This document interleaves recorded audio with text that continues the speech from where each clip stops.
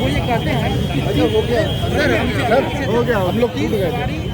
बार बार कानून को तोड़ने की बात करते हैं कि वो लागू करने की बात ऐसे वादे हो रहे हैं। कुछ लोग चुनावों के आते ही ऐसी बातें करने लगते हैं जिसकी कोई जरूरत नहीं, इसकी कोई जरूरत नहीं। जनता, मैंने पहले भी कहा, गरीब कल्याण के लिए मोदी जी, योगी जी की सरकार ने काम किया है, आगे भी करेगी।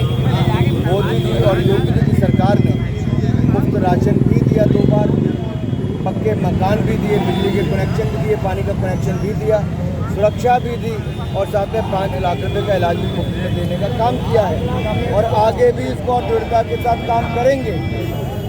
वाराणसी में आपकी जहाँ तरह है लगभग सारे कैंडिडेट घोषित कर दिए गए हैं और दूसरी पार्टियां नामांकन शुरू होने के दूसरे दिन तक अभी तक कैंडिडेट घोषित नहीं कर पा रही हैं। कांग्रेस का विरोध नहीं हो रहा है घोषित कैंडिडेट। कांग्रेस की तो पोस्टर गर्ल्स ही कांग्रेस पार्टी छोड़कर जा रहे हैं।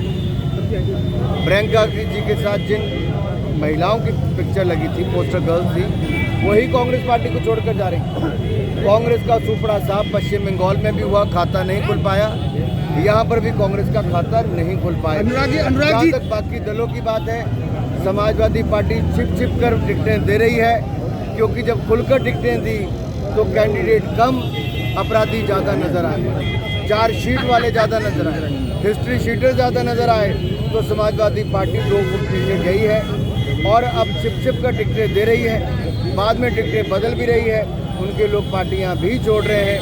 ये डर समाजवादी पार्टी का कि उनका चेहरा बेनकाब ना हो जाए, लेकिन शायद उनको पता नहीं कि उनके चेहरे से ये नकाब हट चुका है और ये आपराधिक चेहरा और ये छवि जो उनके कैंडिडेट्स की जनता जानती है। जयंत चौधरी बड़ी बड़ी बातें कर रहे हैं, लेकिन जब वोट कास्टिंग की बात आ रही है तो वोट डालने जा ही नहीं रहे हैं। जो अपना वोट डालने नहीं जाते, आप समझ सकते हैं उनको लोगों ने कितना वोट डाला। हिजाब को लेकर प्रियंका गांधी का एक कंट्रोवर्शियल बयान आया, आपने सुना भी होगा, कि वो कह रही है कि अगर बिकनी भी पहन दिया तो उससे क्या दिक्कत है किसी को। देखिए, कुछ लोग बयान देने से पहले शायद सोचते नहीं।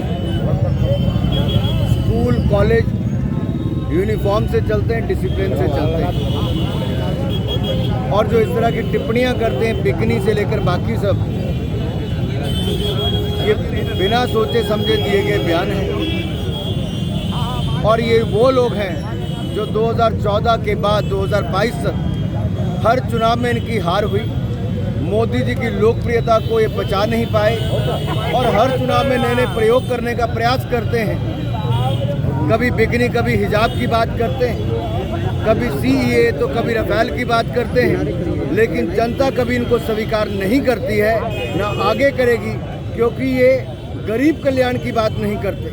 ये तुष्टीकरण की राजनीति करके वोट बटोरना जानते हैं, लेकिन मोदी जी, योगी जी ने गरीब कल्याण का काम करके, पक्के मकान देके, बिजली का कनेक्शन देके, मुफ्त में राशन देके, मुफ्त में वैक्सीन लगाकर, इलाज देकर, विकास करके, सड़कों से लेकर रेलवे हाईवे बनाकर जनता और प्रदेश को आगे बढ़ाने का काम किया है। आपदा के समय भी जनता के साथी के रूप में आशीष मिश्रा की जमानत को ब्राह्मण कार्ड से जोड़कर देखा जा रहा है। विपक्षी हमला कर रहे हैं कि ब्राह्मण की वजह से उनको जमानत दी गई और इस तरह की बातें हो रही हैं। प्रियंका गांधी चुनौती दे रही हैं, बड़े मन से कह रही हैं कि यही किसानों का हत्यारा अब आपके बीच में जाएगा। देखिए, चाहे किसी स्टार पुत्र की जमानत हो या किसी आम गरीब आदमी की या किसी नेता के पुत्र की, आखिरकार उस केस को देखकर कोर्ट निर्णय लेती है, तथ्यों को देखकर, और कोर्ट ने जो निर्णय किया है वो न्यायपालिका का निर्णय है, न्याय करने का काम करती है और हमें पूर्ण विश्वास है, हमें तो विश्वास है न्यायपालिका पर, शायद विपक्षी दलों को नहीं है। राहुल गांधी को हिंदुत्व शब्द से इतना परहेज क्यों है? कहते हैं कि इस बार पूर्वांचल में जो जीत दर्ज करके सत्ता तक पहुंचेंगे, पूर्वांचल में कितना असर होगा अपने साथ लड़ने का? आप आज लिखकर ले लीजिए, अखिलेश जी अपनी सीट से भी चुनाव हारेंगे। हमने बहुत लोकप्रिय उम्मीदवार एसपी सिंह बघेल जी को दिया है, तो जनता के बीच में कई बार चुनाव जीतकर लोकसभा, विधानसभा तक गए हैं, केंद्र और प्रदेश में मंत्री, और अति लोकप्रिय, जनता के बीच में दिन रात देख करके चलने वाले। और आपने बहुत सारे विपक्षी दलों के ऐसे उम्मीदवारों को देखा जो अपने घर से छोड़कर दूसरी जगह चुनाव लड़ने गए। विपक्ष ने तो अपराधियों को समर्थन करना शुरू किया। कुछ कईयों ने अपनी सहयोगी दलों से अपराधियों को टिकटें देने का काम किया। प्रत्यक्ष तौर पर अप्रत्यक्ष तौर पर कांग्रेस, सपा, बसपा और ये जो आपराधिक पृष्ठभूमि वाले लोग हैं, ये सब इकट्ठे मिलकर चुनाव लड़ना चाहते हैं। लेकिन ये पहले भी 2017-2019 में महागठबंधन बनाया था, तब भी ना जीत पाए थे। जनता बहुत समझदार है, जनता ना ठगी जाएगी, जनता कमल का फूल भी। लोकसभा में राहुल गांधी को हिंदुत्व शब्द से इतना परहेज क्यों है? क्यों बार बार वो हिंदुत्व शब्द को लेकर इस तरीके से बयानबाजी करते हैं? क्या पीछे उनकी मानसिकता ये है? आपको राहुल गांधी जी से पूछना। आपको क्या लगता है? अधीर रंजन चौधरी ने बात नहीं जी, वो तो देश की संवैधानिक संस्थाओं पर भी राहुल गांधी जी प्रश्न चिन्ह खड़ा करते हैं। इलेक्शन कमीशन से लेके कोर्ट तक प्रश्न चिन्ह खड़ा करते हैं। आखिरकार ये बोल क्या दिखाते हैं? ये छटपटाहट, घबराहट, बौखलाहट, हार की इन विपक्ष के नेताओं के चेहरे पर, जुबान पर साफ नजर आता है। ममता बनर्जी यूपी में आ चुकी है, कहती है खेला वहाँ हुआ था, यहाँ भी करेंगे हम समाजवादी पार्टी के साथ। जो यूपी को गुंडा कहती हैं,